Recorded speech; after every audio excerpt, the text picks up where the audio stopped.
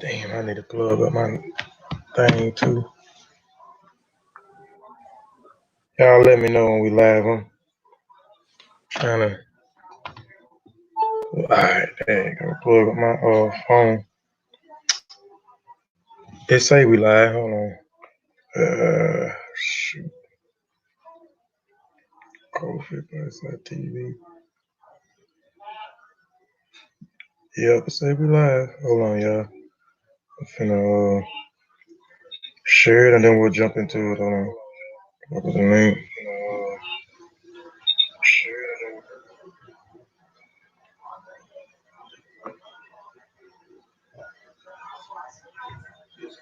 Oh shit.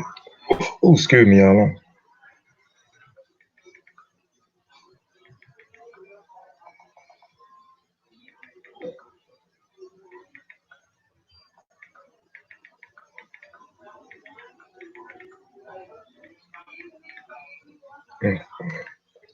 Alright, I don't know what Sutekh, not Sutekh, but Sutekh, right? Hold on, y'all. Let me share it in these groups and then we'll get into it. Shoot. Y'all don't reckon the coronavirus and got our brother Sutekh. I mean, Sutekh, dude. I ain't heard from him. I'm gonna have to call him after the show.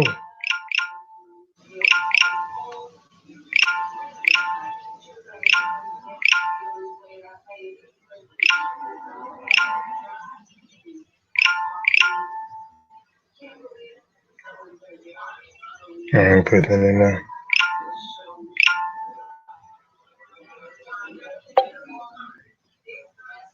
You said we live. Yeah, we live. I'm finna okay, so I gotta watch what I say, cause I'm about to put my business in the street.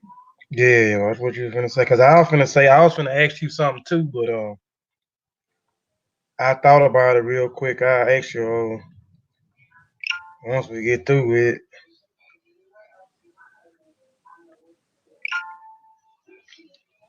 Yeah, Saying, Shawn, you killing me with this name, though, man. Just letting you know. You killing me with this name. I ain't gonna. That's all I'm gonna say about it. You just killing me. All right, man. Hold on, that's all. I'm finna share it too, man. Let me go back to Facebook. I mean, not Facebook, but YouTube. And Man, Kofi shared that jump 48 times. I don't know how you did that. Man, shoot. Sutekh showed me a way I can share it real quick, man. And I'll put it in these Facebook messengers in a minute. But first, It's the same way that I was doing it, because what I do is post it on my page and then I go to groups and then all the groups show up. Yeah, that's what I'm doing now. Because at first I wasn't doing it. I go to jail though. They put me in jail. Oh, they ain't done me like that. Every now and then it'll pop up and they'll say something. If I keep doing it, it'll say I'm not sharing. I'm not sharing or something. And I won't share no more for it. Put me in Facebook jail or whatever the case may be. Damn, I don't need to forget it. I'll put it in there. Hold on.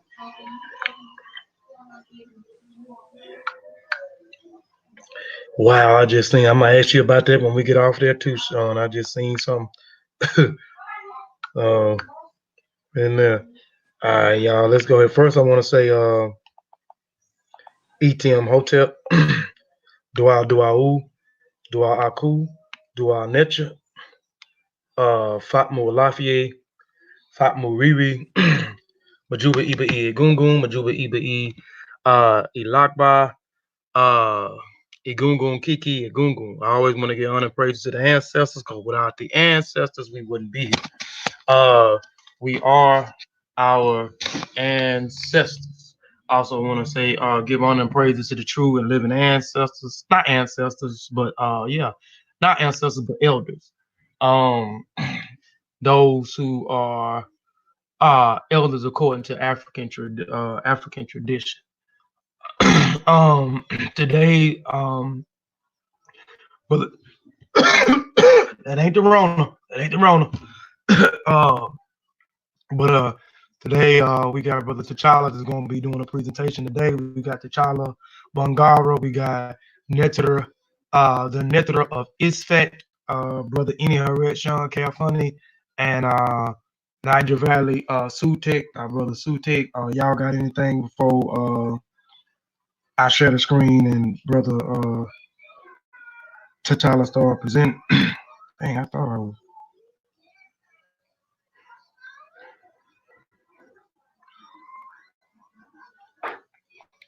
Y'all got anything? Nah, man. Peace to the fam. Like and share the show as you come. You ready to learn something? Our brother T'Challa back again, ready to teach us something about the Warriors. But yeah, let's get it in, man. I'm distracted over here. All right, I'm gonna share my screen, y'all. Give me 1 second. All right, where I'm at.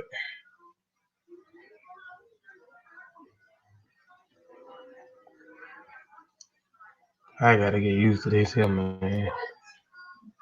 Get used to one thing, man. Then you got to switch over to another one. Yeah, man, I don't like that, man. But this might be where we at though for a while. Like I said, I'm gonna call them folks tomorrow and see what's what. Let me hide that. I'm enlarging this here. All right, brothers. T'Challa, it's on you, brother. All right.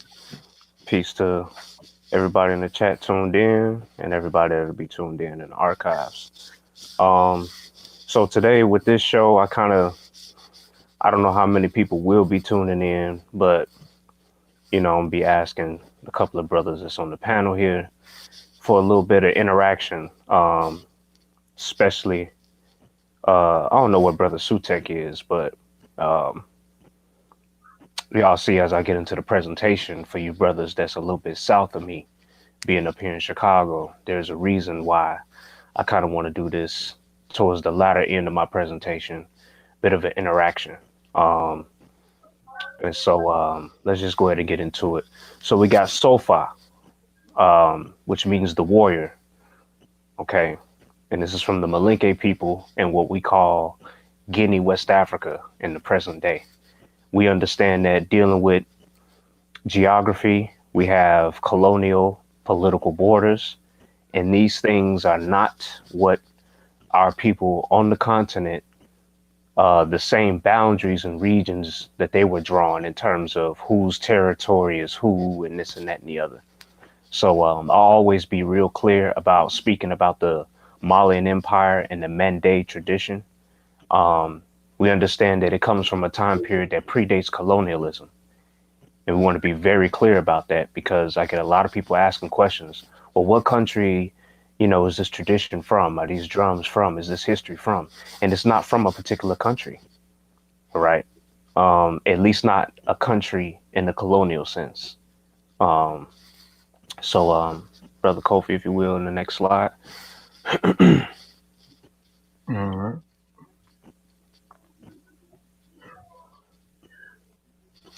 All right, so I have this slide up here. I'm not going to really get too deep into it because we should all be familiar with the principles of Kwanzaa on the right. This is something that I try my best to live by every day.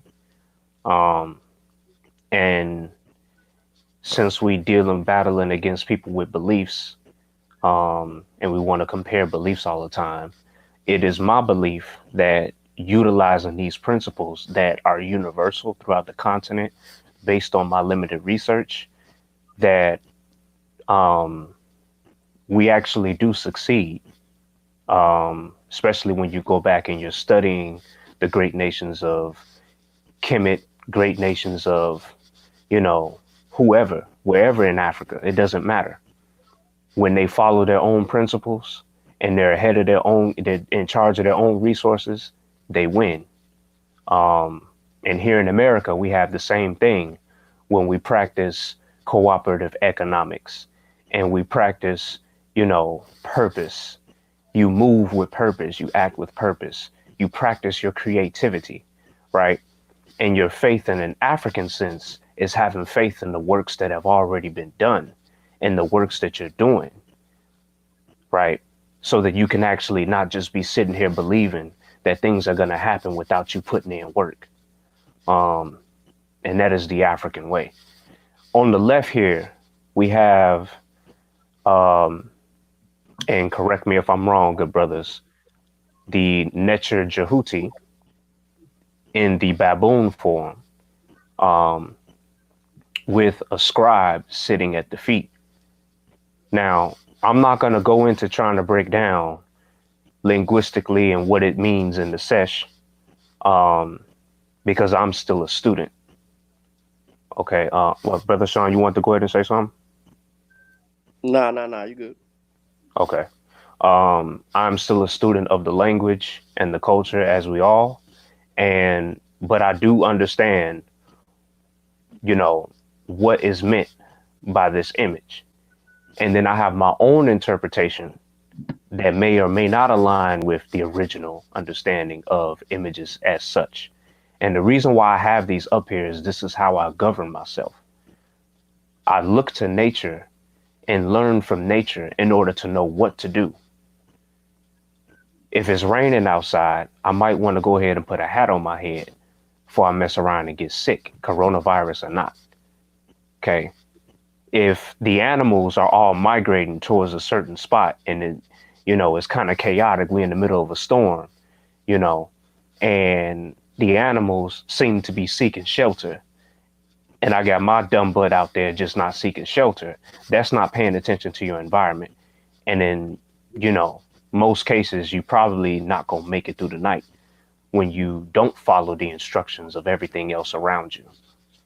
All things in nature look to each other, which I like to say they look to themselves because everything is a mirror of itself, in order to know what to do. So that's why I added this slide here at the beginning, because this is how I wake up and get into my meditations and things for the day. And go ahead to the next slide.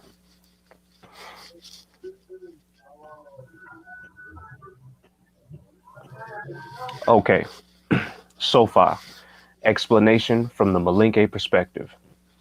All right, so as you see, this is coming from the book that I shared a couple weeks ago when I did the presentation, A Malinke Perspective. This is from that book, Djembe curriculum book. You can actually go on the website. You can get certified. You can get a diploma in this music and teach. I do not have a diploma in this music. However, humbly speaking, I'd like to say I know what I'm doing. My hands are pretty hard and calloused, and I've been into this tradition for a long time. It costs a lot of money to go through this formally, and to be honest, economically, you would have to really take the time to craft your thing to be able to do what is called being an adult and put in the time to do this full time to teach and to be granted permission to pass on the traditions under the official Tom Tom Manding school. Not to say that I won't do it, but as we all know, it takes time. So with that said, Sofa, warrior rhythm from the Malinke ethnic group, right? This is a special rhythm for the warriors. In the history of the Malinke, there were many wars among the tribes. Sofa would be played before the war for the warriors on horseback. It would also be played after the war for those who won. Originally, Sofa was played with an instrument called balon, which is a melodic instrument made from a round calabash and 3 chords. The sound of the balon is comparable to the contrabass. The balon would be played by griots who knew the history of the warriors and had also sung praises of the wars and warriors for generations. Sofa is no longer played in the villages because there are no more celebrations for warriors. Famadu your mic Konate. Oh yeah, brother Kofi, mute your mic. Um, I can't do it now that I'm sharing the screen. Sean, y'all can't do it. You know, I don't know nothing about the screens. They should be able to do it down in the left hand column, man. You I'm I'm down here, sir. All I got is the stuff to present um the event. Oh shoot, and see, I just hit something and went straight on to the next slide. I'm quiet. Oh, you want me to stop sharing real quick and then mute my mic? yeah, man. Go ahead, brother. All right, hold on, y'all. Uh, let me Mm. shoot it, man. Hold on, I don't know what I'm doing. Hold on, y'all. I don't know what I'm doing. Oh, okay, I got it. I gotta get used to this. All right, go back to home. And I don't know what was going on my Bluetooth earlier because I definitely wasn't in my car. So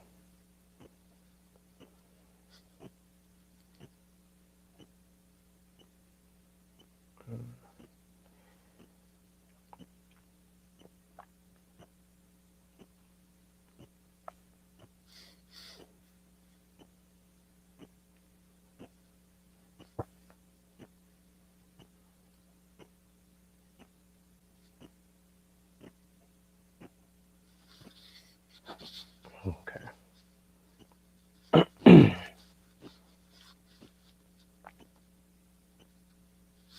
All right.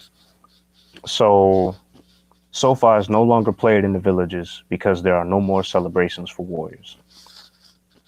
Famadou Konyate and Mamadi Keita teach Sofa, so its story and tradition are not forgotten.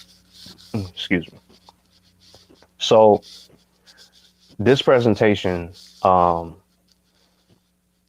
I wanted to go a slightly different route, and I wanted to kind of explain and give a little more information and background in terms of my lane and where I come from with my research. Um, so I'm not a linguist. I'm an aspiring linguist, I would say. I aspire to learn about the field of linguistics as a whole, and I would like to help advance and participate in the advancement of African scholarship via linguistics, anthropology, and music, and other areas too, but those are my focus areas. Um, and so far is a warrior rhythm. And with warriors in Africa, we have to have a certain set of skills, right? Um, some of those skills do entail dealing with different languages, which is, you know, something we're unfamiliar with being here in America. We're a monolingual society, and we really don't deal with one, the study of other languages, and then two, the being multilingual as a whole. Um, and so, brother, you go into the next slide so I can get going.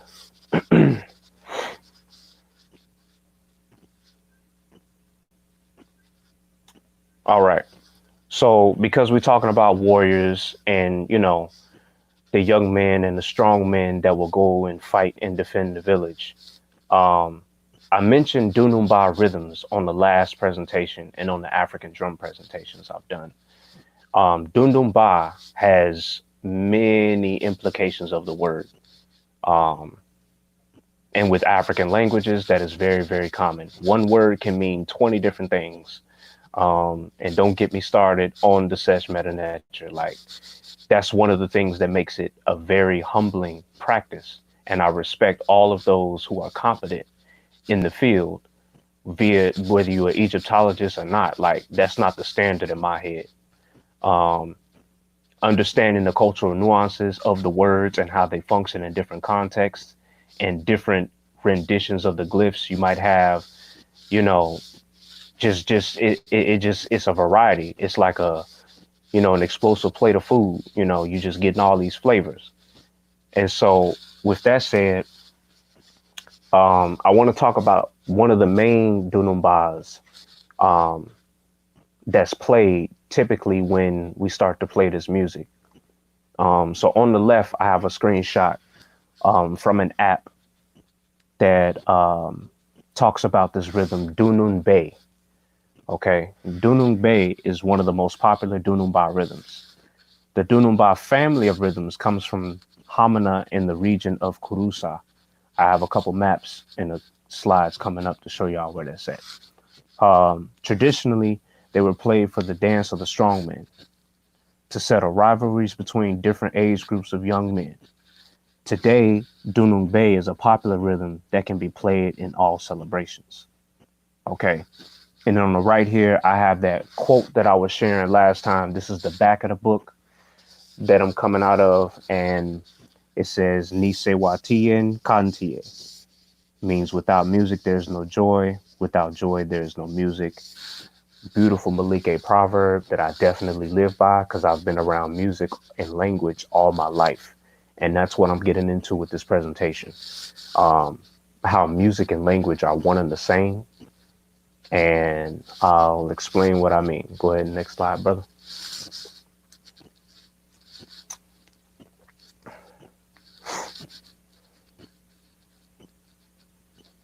Uh-oh.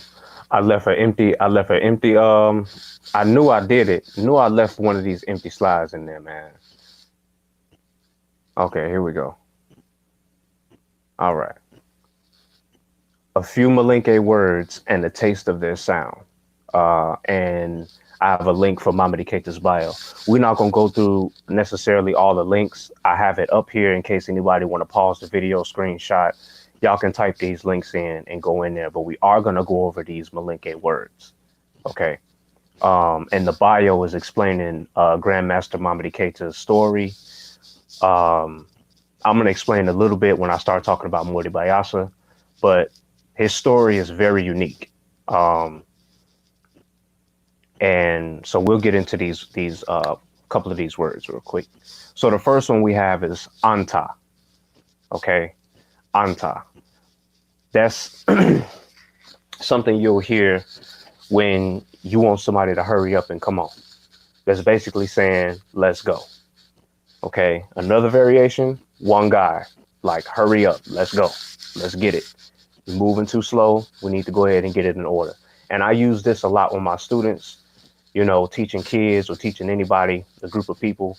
Sometimes people have a way of being lackadaisical about stuff. And you really need the group to go ahead and follow your instructions. Okay. Afo, right? That's like a term of exclamation. And from what I'm told, it can mean a variety of things, such as expressing joy. It's a variation of like saying, you know, give me more, like encore, as we would say in Eurocentric society.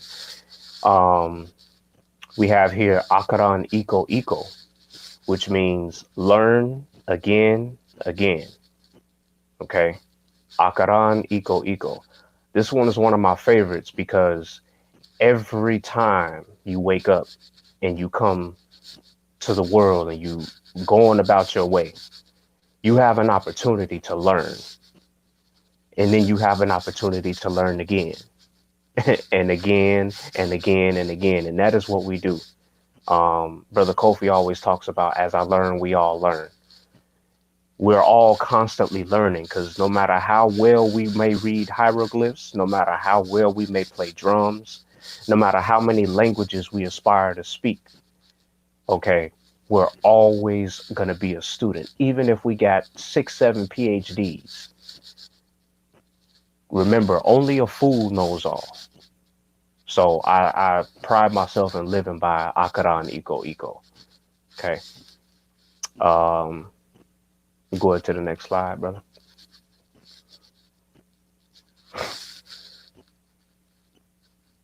Okay, here we go. So I remember mentioning this to Brother Kofi, Mori Bayasa.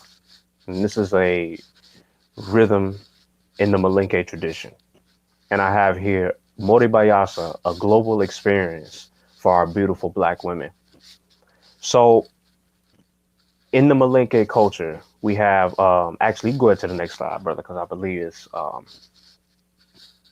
the rhythm history is next. So let me read this, and then I'll explain what I mean about it being a global experience. So, rhythms about women, Mori Bayasa, Malinke ethnic group. When a woman wished for something important that came true, she would organize a dance in the village called Mori Bayasa to celebrate this joy. As she circled the village 3 to 7 times, singing and dancing, she would be accompanied by one or more musicians. The women of the village would follow her and sing as well. After the dance, the woman would bury the old and torn clothes she wore for the dance under a mango tree. In Mamadi's village, Balandugu, this mango tree is called Moribayasa. Whatever the woman wished for is usually a big problem, such as an illness in the family or childlessness. She would had exhausted all her resources, but to no solution. And that would be when she took the vow and said, when this huge difficulty is over, I will dance Moribayasa. In the older days, this vow was so significant that a woman could only take it once in her life. Okay, so we don't have no little boy crying wolf type of stuff going on where every time something you every little hardship you want to cry out Moribayasa in the Malinke villages. No, that ain't how that works. This is something very, very, very serious for our people in Guinea, West Africa. Um, and so before we move forward, I want to kind of speak to this here. Um, so our black women have been carrying us through.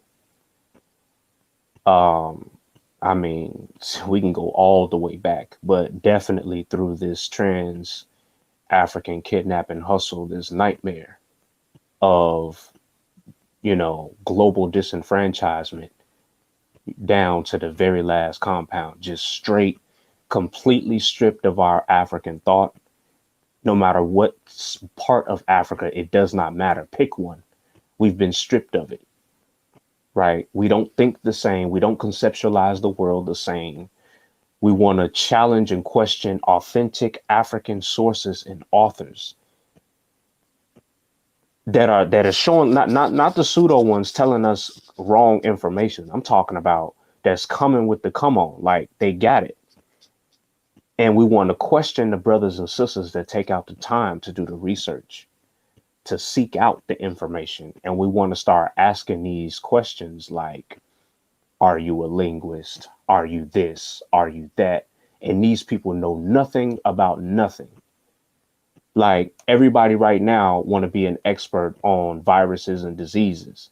When prior to the beginning of this year, I couldn't catch nobody talking about even the common cold. People don't understand the difference between pathogens, bacteria, viruses, etc. But yet now everybody got something to say about it. Similar with this, our women have been enduring the short end of this. They don't even get an end of the stick. They don't even get a stick at all. To be black and to be a woman, you got it all the cards are stacked against you, all the decks stacked against you. You get no relief, right? And so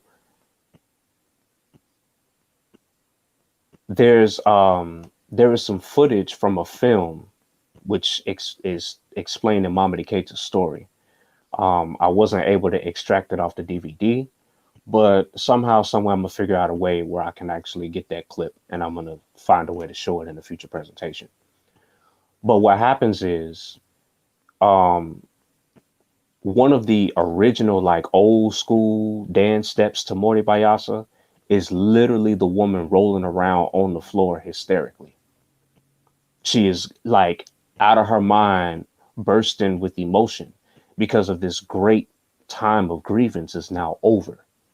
that her wish has finally been fulfilled, that her hardship has come to an end. Okay. And, you know, in Africa, when we do things, how we express ourselves, any movement, utterances, and this and any music played, they're all a part of the conceptualization of a symbol for what was going on, whether you're expressing joy or sorrow. Much like here in America, when we want to express ourselves and we in these b-boy circles and we in these, you know, bantabas, as I call them, because that's what it is, a big gathering. You know, we we are expressing ourselves in the way we know how to do it, not by anyone else's standard. And Morty Bayasa is the embodiment of that, where our women have been literally crying for a break for the longest. You talk to any fellas, y'all got wives and girlfriends and women in your family, and you know how hard it is. We know how hard it is for us as black men, but for them, they still facing many of the challenges times two, because equal pay is not always there, equal opportunity is not always there. Don't get me started with childbirth in the hospitals, the things that they go through. And so these things become a very, very big problem. Brother Kofi, go to the next one.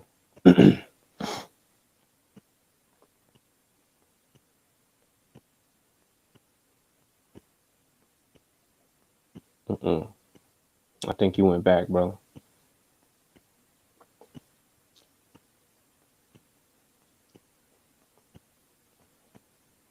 Okay, so here's another link. If you guys if you're interested, I didn't want to make this presentation too long, but this is a link for Mama Keita's kind of explaining some more about Morty Bayasa and that particular rhythm. Have here a couple images here. I may have put these in an African drum presentation or something like that, but just showing you what the Numu, the blacksmiths, and them carving and getting into it in terms of craftsmanship and you know, really doing as the scribes did in Kemet, in terms of taking the time to have some discipline and to immortalize a message. These carvings are, as you can see, like the drums that I have here on the right. That's an African, you know, mask on the carving on the bottom there. I would have to see a more what type of which dance that's for, as far as the mask. But you know, this is pretty much how we get down with the Malinke culture. So let's go ahead and go to the next one.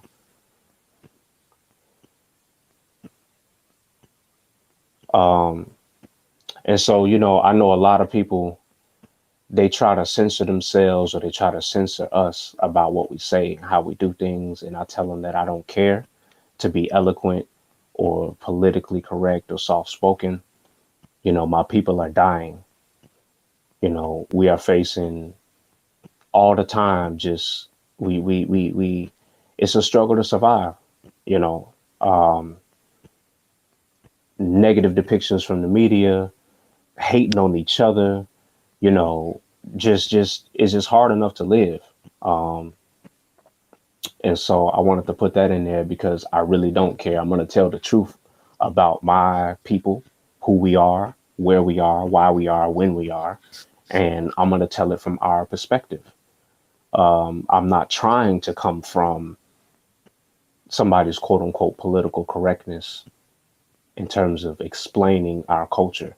I want to tell it from our point of view. Let's go ahead and go to the next one.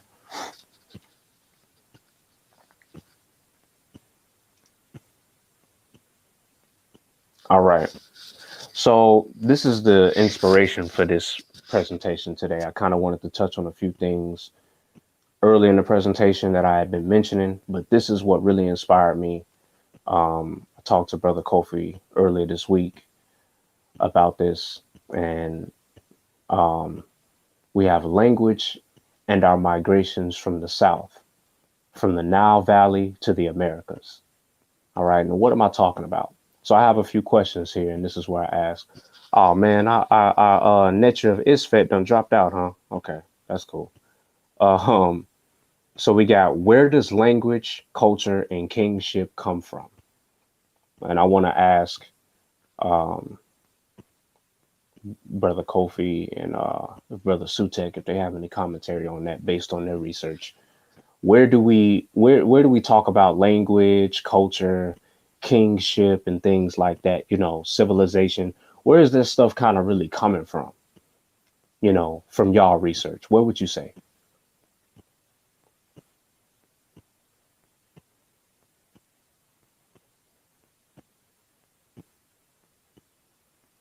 Uh, I'll let Kofi go first. I think your mic muted though, Kofi. I think he's trying to figure out how to get it off of there.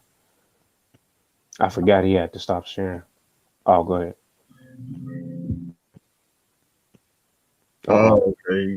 He went out. He probably had to go out and come back in. Oh, there you go. Okay. Hey, can y'all hear me? Yeah, we hear you. Oh, I don't know, man. I hate that. I got to. We got to. Y'all bear with me, man. I got to figure this out, man. It's we doing this cause of the Zoom thing. It's acting up right now. But now what was the question again? It's still sharing on the other end, but I just had to exit out so I can mute the thing, because with it full sharing, I can't speak if my mic muted. So what was the question again? Where does language, culture, and kingship come from? Where do language, culture, and kingship come from? I mean, it comes from the people. hmm But where are we in terms of, you know, when we start to develop, like, you know, language, we really can't trace exactly when, you know, language is like the first language and things like that. But we understand that by the time we have an organized language and things like that, and we're speaking, and we got different what we call tribes or peoples, and so we have our own cultures, and then we develop the ideas of kingship and so forth. Like where is that coming from? We know it's coming from, we know we in Africa, first of all, right? That's why I put from the Nile Valley, because I'm Right. not confused. But so what part of the continent are we usually talking about with scholarship? Oh, okay. Okay, I got you now. I didn't quite understand what you're saying. It's coming from Kemet. It's coming from Kemet. Anytime we're talking about writing in particular, language in particular, kingship in particular, we're talking about Kemet in North Africa. That's the question you were trying to ask. Yeah, so now I'm asking, are you sure it's language and I haven't gotten to writing. I'm just dealing with the oral, the spoken. So Oh, well, language, culture, and kingship, and that's why I put kingship there. yeah. So we know that kingship going into Kemet is coming from which direction? Yep, south. Right, So right. around the Central Africa region. hmm hmm And and so that's kind of like, you know, my next question there. What words do we find? Oh, I see Sutekh popped in here. Hotep, brother. Um, what words do we find in the Sesh that have cognates with other languages south of them? So we know that the languages that in the people, the culture, everything that's in Kemet ultimately was brought there from the south of them, right? Right. And so, you know, I guess I was in my little linguistic mode, my amateur linguistic mode of dealing with cognates. But, you know, we know that there are certain words and things that are in Kemet in the Sesh, right? Which is the writing, that we know that we can find these things in other African languages that are located south of what we're calling Kemet. Okay. And there's a reason why I'm going here in terms of focusing on the migration of language, culture, kingship, and just cultural motifs in general. Um, coming from the south and going across Africa. So I don't know if you brothers are, if you want to answer that, but those are some of the questions that I have. Like what we have, because we know we have words. There's presentations. Obviously, Brother Asar, Sebu Jau, the Seshew Medew Netcher.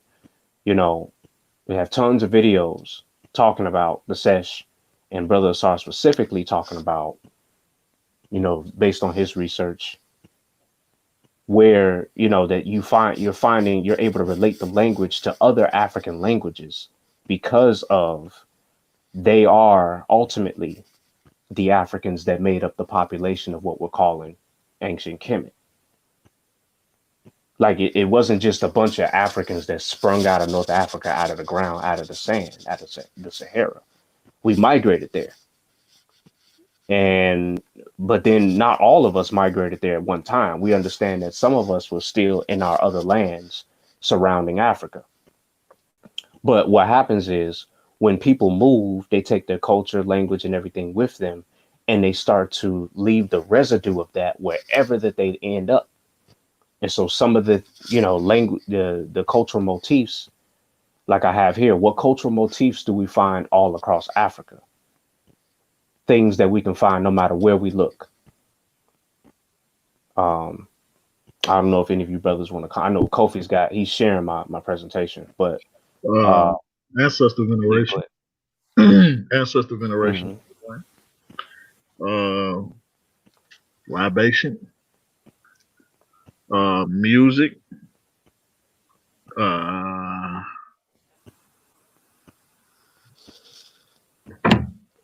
somebody else help me out.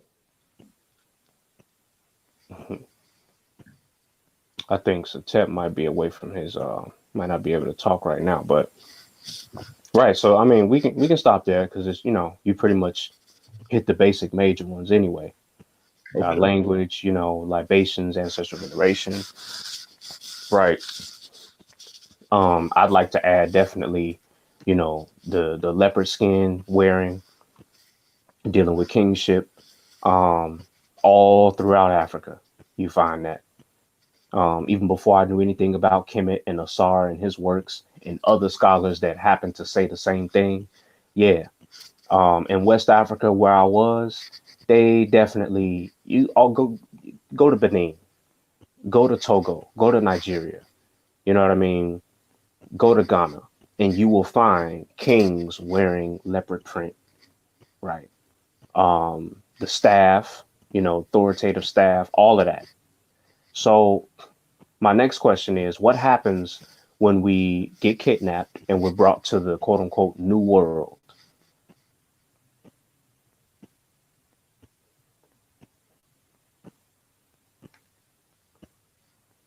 You mean as far as what?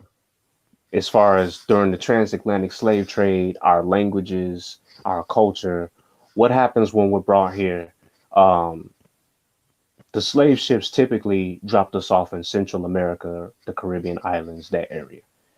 And then many of us would be shipped to America, if I'm not lose it mistaken. all, man. That's what'd you say? I said you lose it all. You lose it all. Correct. I was eating my So hey, you good. So we lose our heritage, our understanding, our meaning, what's important to us, and we have to adopt this new system. And so now we're kind of taking a walk through history. So now we're here and, we're colonized and we're picking our cottons and we're in the, sugarcane fields and the tobacco fields, right? And all of the stuff is going on. And we start to develop our own interpretation of the English language. And so we come up with our slang words. And so I asked, do we have slang / loan words or borrowing from the South here in America? So I know here in Chicago, we got certain things that we say, although we don't live in the South. We say certain things that definitely come from the South. They be like, boy, you sound. If I go to another city, when I go to California, they be saying I sound country as ever. Like that, they say I sound like I come from the country, especially when I say, "Oh, I ain't finna go over there" or nothing like that. Like they, they don't really talk like that in certain places. Um, and also your dialect and your accent on certain words. Some of these things we really don't think about because we just speaking every day and we take it for granted because we just talking. But what I'm based on my research, I'm looking at how cultural motifs, language, and different things like that is migrating from the South all throughout Africa on the continent. Then we get kidnapped and we're brought over here. And we're here in America and we start to have our, the great migrations here, right? And we start to move north and west and things like that. And if you go to these certain cities, we have remnants of what people would call you sound like you talking country, right? You sound like you have a country accent based on certain words that you're using in certain slang words. Um, and I that's something that just sticks out to me. Like I can't help but to see that. And there's a reason why I focus on this is because I'm trying to bring some sort of sense of psychological connectedness instead of this East Coast, West Coast, North South beef that we all have in all of our respective hoods around America.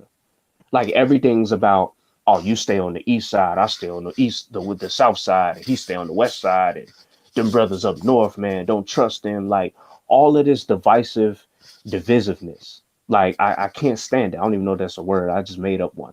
You know, being so just divided all the time.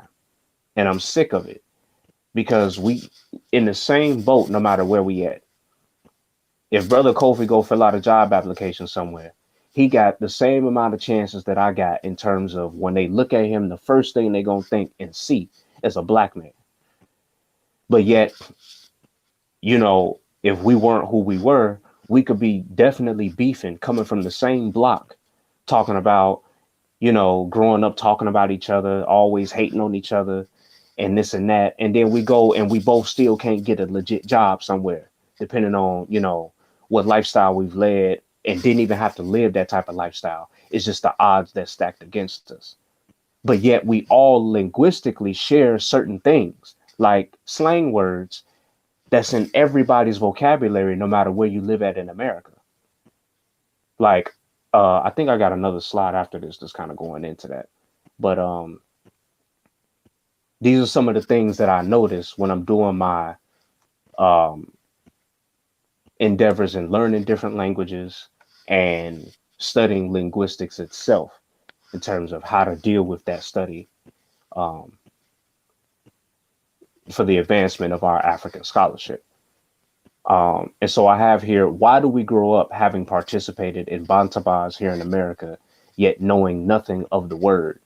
Bantabas are those anytime black people get in a circle and start dancing. That's what a bantaba is, a big party, a big dance, a circle. And we do that naturally, instinctively. And so I ask, why do we seem to want to do that? Why do we seem to behave in this way? What's this common theme of language migrating from the South, dancing in circles all across Africa, drums, your conceptualization, verb conjugations in certain languages match each other and mirror each other. Brother Asar talks a lot about paronymy and playing on words, figurative speech, rhymes, hip hop music, blues, jazz, this very rhythmic dance and music lifestyle we all live, even verbally, if we're not musicians or dance artists and performers, we have a certain rhythm and dance about our language. And it's just something that I noticed being a musician and listening to different languages from all over the world. Language to me is straight up music, organized patterns that repeat themselves in certain ways. And we happen to catch on to that pattern and we repeat it. That is exactly how we learn djembe music. That is exactly how we learn how to play music in West Africa, by repeating the organized patterns and sounds over and over again and catching on to those patterns and repeating them. If anybody don't have anything to say, we can go ahead and go to the next slide.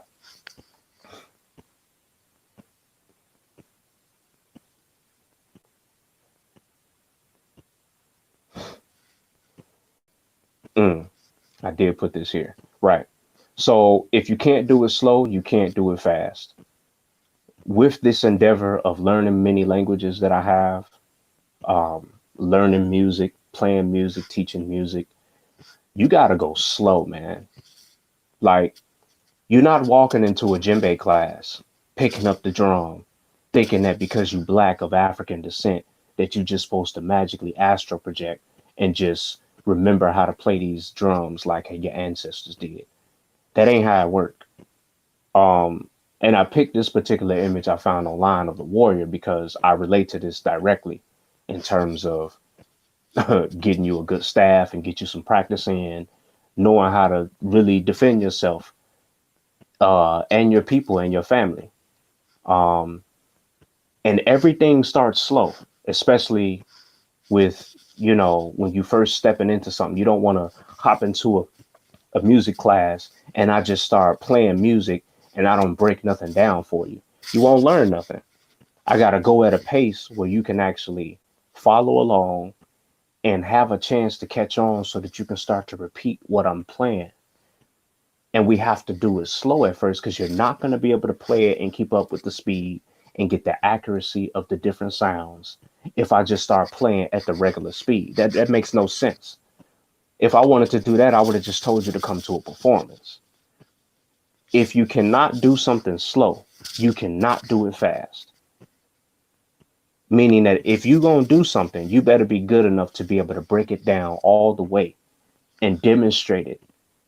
Saber Wujao always talks about slowing things down. And I'm a firm believer in that I feel that things just you to slow down for a second and let's really get into what we're talking about. Let's really deal with the science of it, right?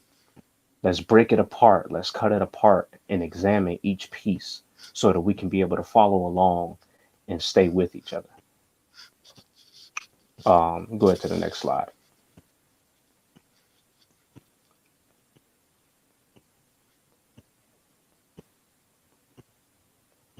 Okay, so this is what I was kind of going into with certain things. Again, we take for granted because we grow up and we just talking and communicating and we really don't pay attention. Those of us that don't really get into language like that. So I have language from the South continued, T'Challa's observations. So these are things that I noticed that just pretty much in every black person's vocabulary, no matter where I go. All right. We got, I ain't, like, I ain't doing it. I ain't got it. I ain't got $20, all that kind of stuff. What you call, what's the name, all of that kind of stuff. When your mind think going too fast for your tongue, you can't really think of the name of something. Everybody uses these terms. I'm finna go to the store. That and that saying that, we say that here in Chicago, but certain people would say we sound like we, country, depending on where we go in America, certain other cities. But I know that that's something, and I put a W there in parentheses to emphasize the phonetics of it, like how we speak. And my whole point with all of this is to focus on Black people's utterances, like to let them know that, that whole Ebonics conversation and speaking the Queen's English, proper English type of thing, and, what's proper speech. You know what I mean? And Black people are made fun of or told that we are less intelligent because we don't speak the Queen's English or speak how people speak here, proper English in America. That's not true.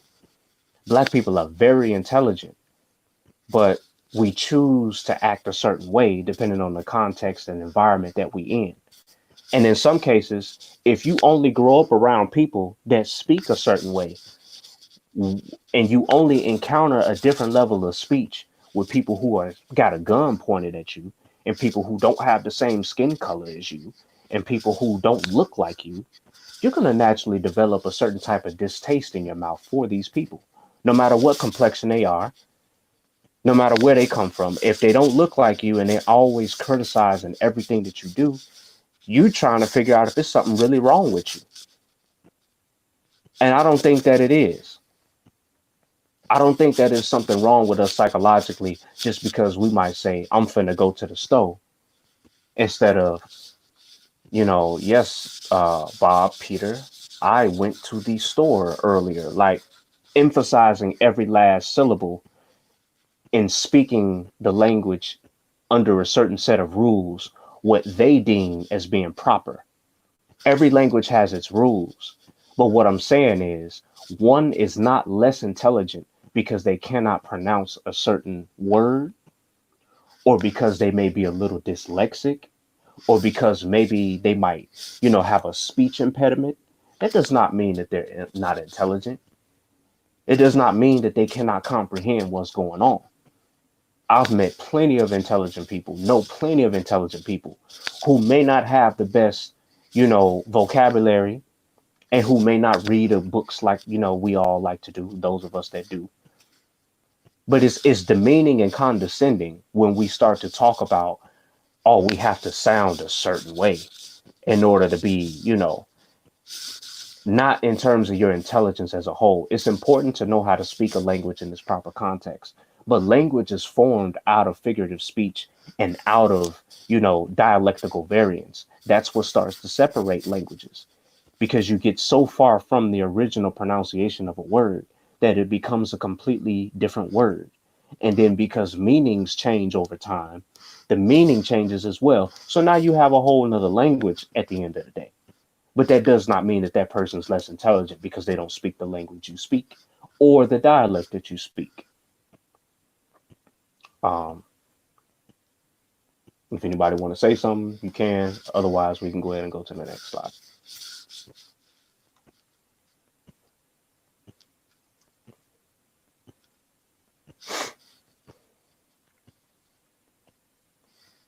Okay, so I have another image here on the left of a djembe with two masks carved in. I really put these images here for the detail. I mean, I love my people. I really do like to uplift and celebrate the genius and craftsmanship and the seriousness when we focus and when we in our own element. Even if you don't play drums, if you're not into playing music and all that kind of stuff, you can't help but to look at this work and appreciate it. All right. Same way when I'm, trying to get up on my Netcher, my Sesh Netcher, and get into my Kemet mode. And if I want to get into my Yoruba vocabulary words, I look at and appreciate Black people for what they do, both here in America and on the continent. And the image on the right, it's a very popular image. I've seen it all over the internet. I think it represents, personally who I am as a scholar, yet a fierce force to be reckoned with.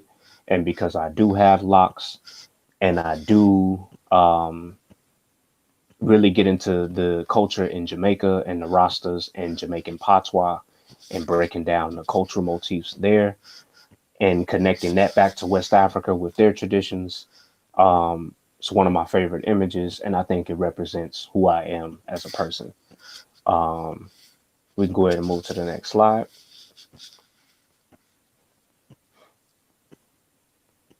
Mm-hmm. And so, as I stated before, my being is inspired to aspire. Okay. A lot of people don't know, we use terms interchangeably and we don't know how to separate them and know what we're really saying. We hear words and we try to repeat them.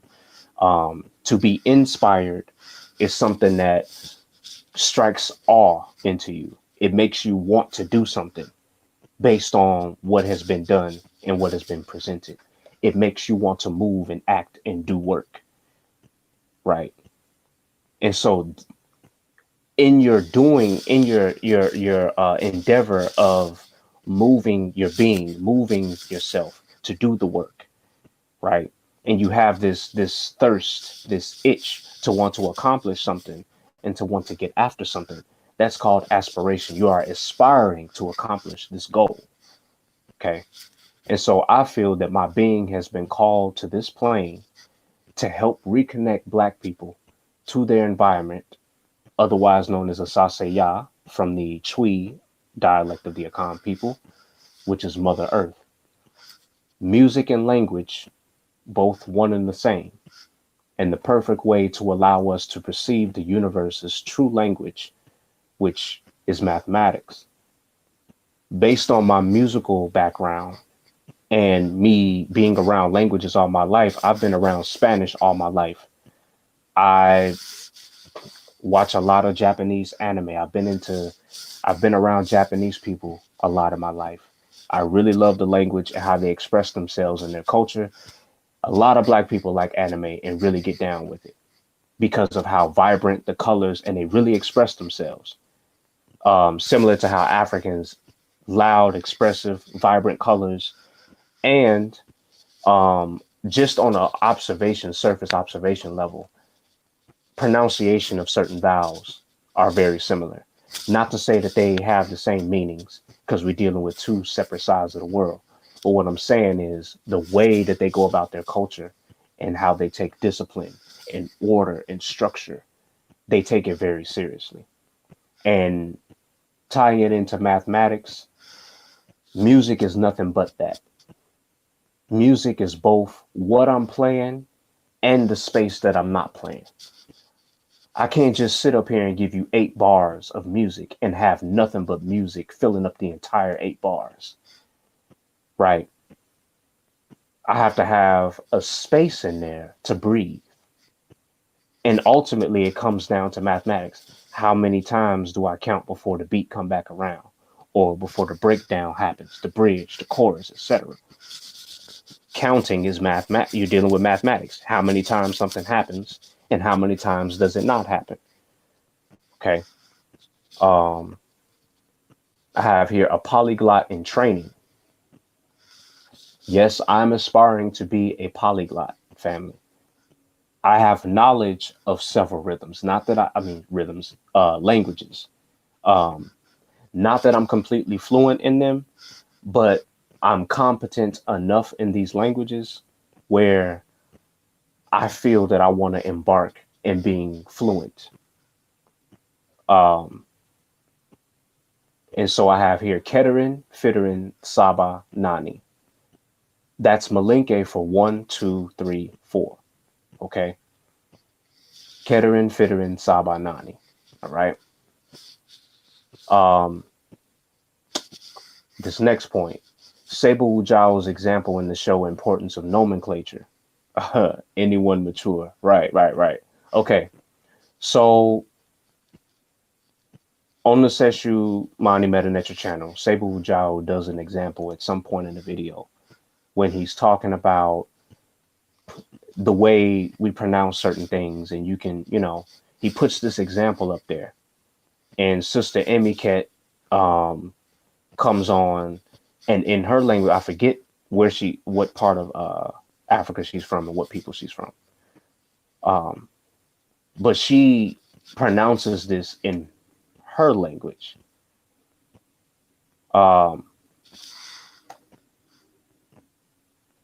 And it's very strange how we'll look at things and we can spell it out phonetically with what we understand from our English speaking, mind, but it will be completely different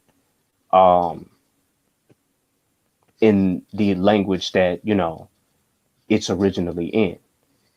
And so to my knowledge, I definitely had to probably go back to the video, but this phrase, anyone mature, anyane mature, is coming from Sister Emiket now. She says that it means that I have stepped on and completely crushed him, her, or it. Okay. And I find this all to be an interesting phenomenon, because here we are and we have these signs that are representing sounds, and they're not the actual things that we're trying to talk about. They're just a stand-in placeholder. Yet, you know what I mean? We have these we're connected, but we're so distant, but we're not as distant as we think, because we can put something like that, a phrase up, and someone can be from another part of the world and see, reading in a different language. And based on the phonetics of that language, they're reading certain words that we don't even know that are words in their language, based on what set of letters have been put together to make our words. Speaking again to the connectedness of language and people all over the world. And so I have here my last example, just giving y'all a bit of the lane that I tackle my scholarship with. I deal with obviously African languages. They're my favorite. They're the first ones that I'm interested in terms of really being fluent in. But I also get down with Japanese, and understanding where they're coming from their worldview. I do practice Buddhism. I do dabble in martial arts. And there's just something special about really centering yourself from an African perspective, and then connecting that to Far East Asian cultures who talk about similar things with discipline Hey, and go ahead. hey, when the show over, you gonna have to. I want to hear some of that Japanese, bro. I'm getting ready to go into a little bit now. That's the anime. That's the anime in you, huh? Man, hey, All right. it's a beautiful thing. So the first word here I have ikazu, right? Ikazu. That means let's go. Okay. The next word is hai, right? That means yes. This is basic words in Japanese, basic stuff. Hai. Okay. Next word, wakarimashita. Okay. That means I understand. And specifically, I should have put it here. That's when talking to someone of authority, someone who's like your elder, someone you hold in great regard, great respect, an emperor, your mother, your wife, whoever. Okay. Wakarimashita, right? Iyo is a way of saying no in Japanese. Iyo or iye. I've heard both of them. So I just put one example. And the last word I have here is dejubeda. All right, dejubeda. And that means, it's all right. Or, I'm okay. If you were to ask someone if they were okay, you would say daijubeda. But dejubeda is when you're saying that you're okay or it's okay and you're the one saying it. All right. Let's see. You can go ahead and go to the next slide if nobody comment. Okay. So I have here multilingualism as the vehicle for our paradigm shift. Paradigm shift. That's the theme of my book that I'm writing. I don't speak too much about it on the air because I just like to do what I'm doing and I just like to present it. But a paradigm shift is what's needed when we start to approach everything, right? Even as simple as if I'm a basketball player and I'm trying out for football, like if I want to go ahead and play football one year, there's going to be a paradigm shift, right? In terms of how I approach this sport. It's a different sport. It's different rules, right? It's a different kind of ball game, literally. So you have to shift what you're used to in order to acclimate and adapt to the new environment. Okay. So what examples do we have in which speaking several languages benefits our business or businesses? And when I wrote this question, I was thinking about on the continent with all these migrations and trade routes that we talk about or lack thereof for people who really don't deal with scholarship properly. We talk about all this trade, especially with the more popular and common Mansa Musa. I don't know if people really do the history and research on the brother, but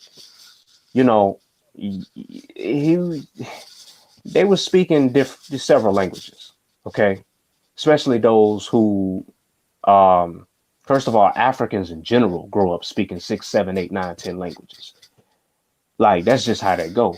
You got so many different people, and there's so many different types of people within your people. Um, that they develop just different languages because their accents and dialects be so thick, and they have to engage with everybody. And so you'll have, a little 7-year-old boy or girl speaking 8 languages. That's beautiful to me. Other people might say, yeah, whatever, what's the point? Who cares? Man, that's crazy. And when I wrote this question, I'm thinking about business wise. Think about what they can do for your business. Think about what it does right now if you fill out a job application and they ask you how many languages you speak. Don't you know that that's part of the criteria of how they marginalize you? Yeah, That's a skill set. That's a good. Go ahead, bro. That's real good for business wise, for like being multilingual. It's real good business wise. It opens up a lot of doors, and also it like I think it transcends cultures. Like when you know the language of a people, like Brother Sar say, you know the culture, and me learning Spanish helps me to understand that.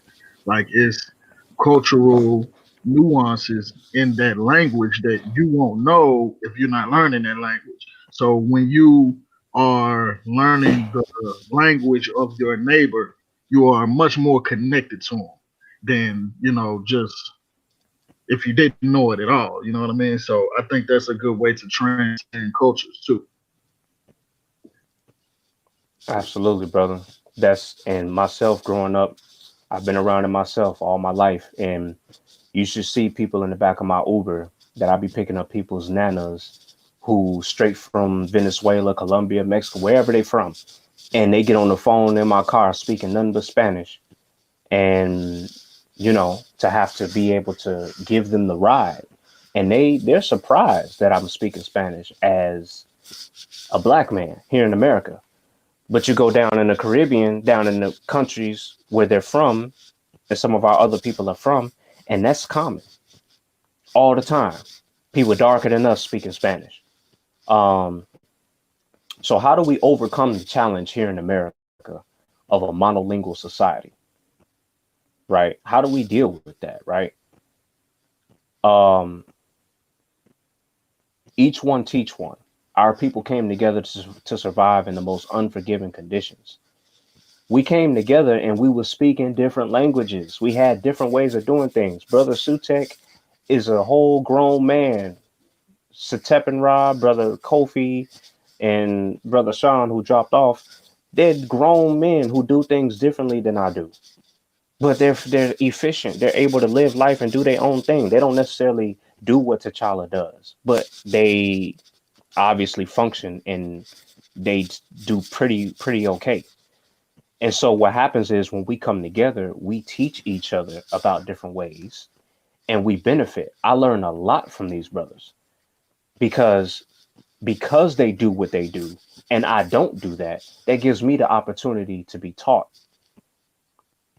Because again, no matter what style you coming with, as a boxer, you get put on your butt going up against somebody who's a taekwondo, you know what I mean? Or who does karate, or who studies praying mantis, or whatever style that they coming with, and you're not prepared, you get put on your behind.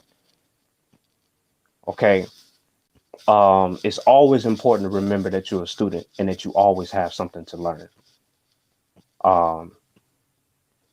And I have here, your language is a reflection of your conceptualization of the world and of the universe. And so if your language has words that doesn't really connect directly with, like, the word Dunumba in Malinke culture means a big gathering. It means the specific Dunum bass drum. It means a family of rhythms and the cultural nuances with that. Everybody understands that. And it works.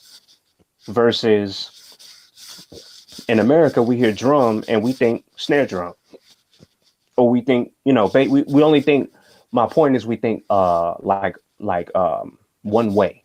Everything's defined as one definition. Like the word God, spirit, worship, all of these things mean one thing pretty much in it, It's conceptualized as it's got to be this one definition, and it can't mean nothing else. In Africa, you got things meaning 10 different things, and they never contradict each other at once. Okay. We need to get out of that mindset of being so dichotomy minded, where we have to be the old 22s versus the new 22s. He got on Adidas, he got on Pumas, you know, his hair this color, he do this, he got dreads. Man, look, we focus on the wrong things. How about we learn what that brother knows as far as his mathematical equations and how he's able to come up with the right answer in class, so I don't have to keep trying to, you know, ask to cheat off of him or whatever. You know how I went in school, you know, hating on him for wearing the shoes that he got on, but he acing all his tests. And then we grow up and we are hating on him because he got the job that you didn't get. You know, it's just sad how we think when we allow ourselves to become that petty minded, as I call it. Brother Kofi, if you go to the next slide.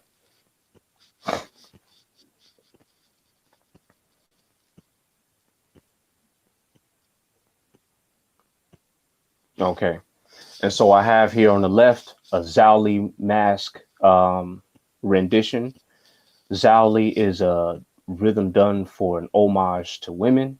It's a respect, paying tribute to the women. As you can see in the background, you don't even have to see the full picture, but you see everybody, the whole village is there, and other villages, and a Bantaba, a Dunumba, right? And these are the Guru people of Ivory Coast, okay, and Burkina Faso. And I have here on the right, we are kings, we are not thugs, niggas, boys, we are men, right? I feel that we need to have a total paradigm shift of how we view ourselves. We can still be this manly testosterone protector, hard, strong force, but we don't have to be this ignorant, no morals, manners force coming with the strength.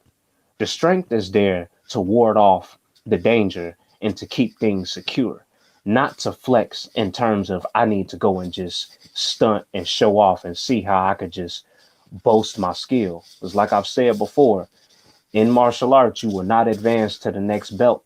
You will not, your master will sit you down every time. You will not compete in the tournaments, and he'll mess around and break your legs, or she will mess around and break your arm for trying to show off all the time on the students who are not as versed in the discipline as you are.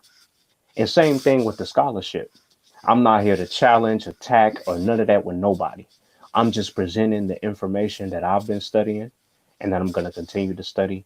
And I hope to continue to get better as I endeavor to be a polyglot and hopefully one day a pioneer advancing the field of Africana studies with my own works. Go ahead, Brother Kofi. We're wrapping it up here.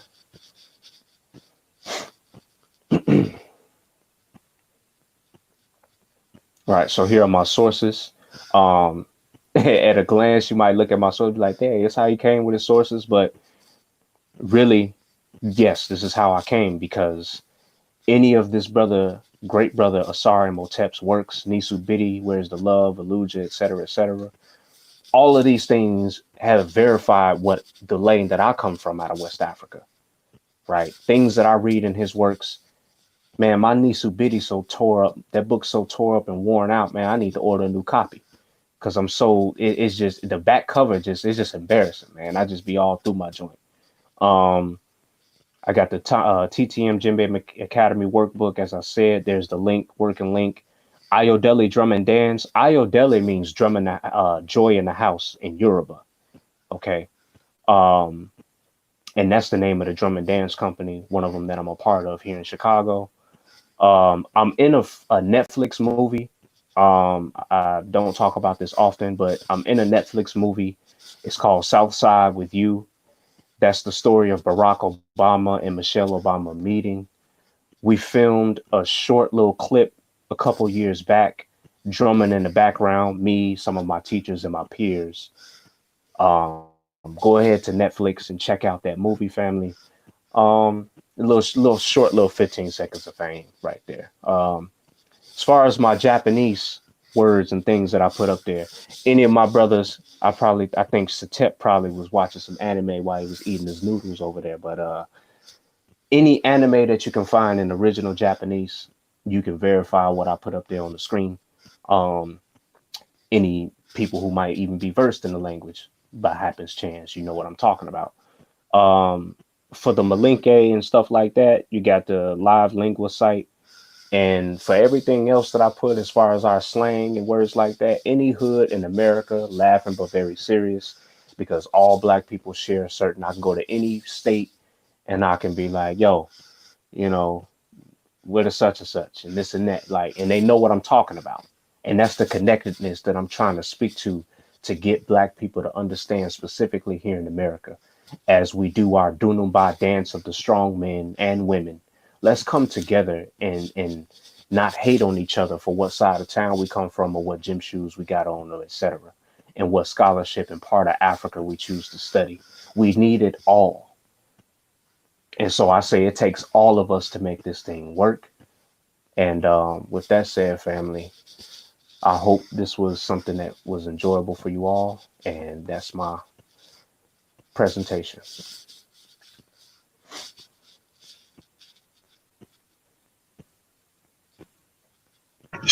All right, shoot, I can speak now, man. I had it muted, so I went because I had a bunch of stuff in the background. No, Sai was saying he used our stream all the time. He speak while he's sharing. Yeah, I just didn't want all the noise in the background, boy. But yeah, man, that was a good presentation. And some of them slang words I use all the time. I'm finna go to the store, man, bro. You lying. I use that finna all the time. I'm finna. Shit, I use all of them. Mm, Yeah. yeah. I got you some in a minute. Hold in there. I got you in a minute. But yeah, man, that was a good presentation, man. I had people popping in and popping out, man. I guess the raw corona on the damn internet. Corona on the internet today. Man, you can't even use your what's the name? See, look, I've used it. The What's wrong with the Zoom? that's it, right, the Zoom. What was wrong with the Zoom? We can't get in. And we tried to do it today. I was seeing why Wuja went live from from your stream, and Punk went live from your stream the last 2 days, and they got Zoom. But I tried it today when I did my Bow tree presentation, sacred tree presentation, and it kept giving me a business signal every time I got ready to go live. When they got ready to load, it got so far, and then it just stuck there. Then it gave me like a business signal. It said the signal busy. Try again. But it's dang, T'Challa done dropped out. That but they Shawn said that the doctors, been having the Zoom tied up. They've been on the Zoom 24 hours a day in a Zoom meeting. So I guess they trying to talk amongst each other and see what all the findings they done found. You know what I'm saying? The different stuff that they need. I guess do whatever they doing to come up with the vaccination and all this other type of stuff, or coming up with the symptoms or how long it lasts on certain things. So they've been having like a 24-hour Zoom thing, man. So they got all the space taken up, man. So when you try to go live, we can't go live. So That's crazy, man. yeah, that's crazy. So that's Damn why, that shit. yeah. So that's why I said I'm gonna call tomorrow and see how long it's gonna be like that. Cause if it's gonna be like that for a while, there's no need of me having Zoom, man. Cause Right. I'm not gonna pay for nothing. I can't use the service. So And that's this don't crazy. look like it's that bad. It's just different, but Yeah. Yep, man. But anyway, y'all, appreciate y'all for tuning in. Those that tune in to the show, please like and share the show with those who you think that may be interested in this information. Um, we appreciate y'all support. Again, support. subscribe. I don't know where, like I said, I don't know where the people uh was at today. Like I said, I don't know what's going on. The At the corona, grocery store. huh? They at the grocery store. Yeah, they might be trying to get some, trying to get what they can get. They ain't gonna be able to get much, man. But I hope everybody out there safe. You know, taking care of themselves, washing their hands, at least 30 seconds.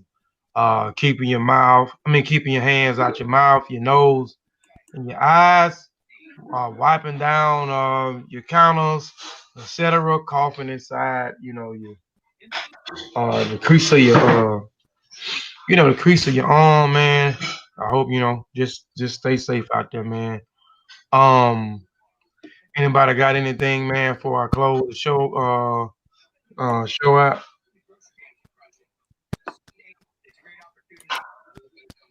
I guess. Just appreciate everybody that came through for coming through, and appreciate everybody that will view this in the archives. Man, like the show, share the show, continue to support us brothers because putting out these presentations is hard work. Yeah, definitely hard work, man. Definitely hard work. Like I said, they see the hour and a half show, but they don't know how much time is put in to do these hour and a half shows, man. So yeah, just again appreciate everybody that came in and supported. I know we got a lot of stuff going on out there, so I know we didn't have a lot of people in today, but go hopefully those that didn't have time can come back and check it out later on in the archives today or sometimes today. I know I missed a few things this weekend that was going on. I'm a Raw squad show. I missed maybe 2.5 hours of the show before before I was able to get in. I got to go back in the archives and check that out. I saw did a show. I got to go back and check that. And I came and spoke, but I wasn't able to look at the video, so I got to go back and look at the Saw video. Brother Unc did something. I was able to check out some of it, wasn't able to check out it. So I understand a lot of people got like a lot of stuff going on. They um, ain't been able to view, or stay on as long or pop in when they can and pop up because there's a lot, like I said, there's a lot of stuff going on. But again, appreciate everybody for tuning in. Um, y'all, again, y'all could have been doing anything else with y'all time. But y'all tune in and listen to what we got to say, man. So we greatly appreciate that, man. We'll see y'all again next week. I don't know what we'll have prepared next week on Kofi Piesie TV. Nor Mossi Warrior Clan YouTube channel. I got a few ideas. I don't know if I'll be able to execute all of them. Maybe so, maybe not. But we'll see. Also, we looking on the lookout for African hair, something. I gotta add something to the name, but it's a presentation. Not a presentation, but an article. Nice article targeting the women. It's specific. It's not specifically for the women. It's targeting women, hoping the women could be able to get something out of this presentation.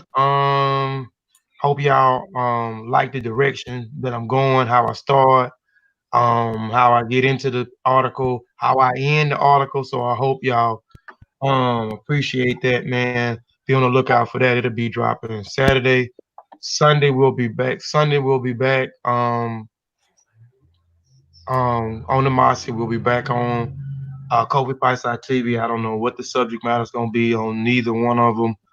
But we'll be presenting something. I may come on Saturday and do something. I'll be off for a couple of days. Um, Here in the next couple of days, I'll be off, so I'll probably come on and do something else if it's nothing but a discussion. But again, man, support y'all. Appreciate y'all. Also, we got something that I'm not going to mention for the Kofi Piesie family and affiliate research team. We got something great that's coming down the pipeline here that we're working on. I don't want to mention it right now until after August. No, after April the 12th. After April the 12th, after we get all the stuff turned in on April the 12th, we able to see it on April 12th. Then we could come back and announce what we're doing and when it will be dropping. But it's something big, so be on the lookout again for something coming from Kofi Piesie TV family and affiliate research team, man. I'm excited about that, man. Again, Black African Power, man. And we'll see y'all next week, man. At the same times, man. Peace.